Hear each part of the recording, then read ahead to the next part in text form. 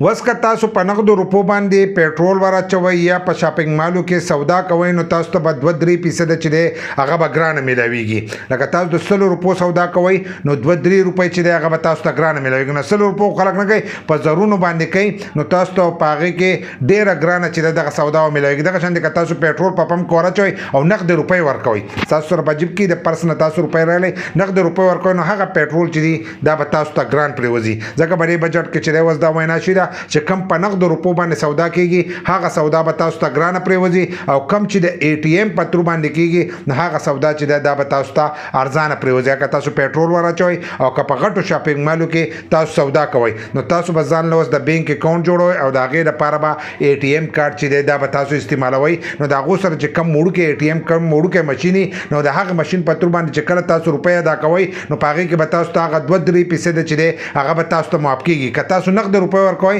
نو په هغې کې به تاسو نه اضافي روپۍ چې دي دا به تاسو ته کټ کیږي. نو اوس کوشش وکړئ چې ځان له تاسو ATM کارت چې دی دا لازم جوړ کړئ. بل دا د حکومت کوشش دا ده چې خلک ډیجیټل کرنسي ته چې دی هغې ته ور واوړي. لکه چې په جیب کې روپۍ نه ګرځئ خو چې خالي کاړي کم ځای کې مشین هلته کې مشین باندې چې دی روپۍ ډایرکټ ادا کېږي چې په جیب کې روپۍ د دې سر نه وي. نو د دې د وجې نه چې دی دا قانون اوس جوړ کړی نو تاسو ته پیټرول هم ګران پرېوځي او په شاپنګ مال کې چې دی سوداګانې به تاسو هم د دې په تھرو باندې چې دی اوس ګرانې پرېوځي چې د کمو کسانو د بینک اکاونټ نه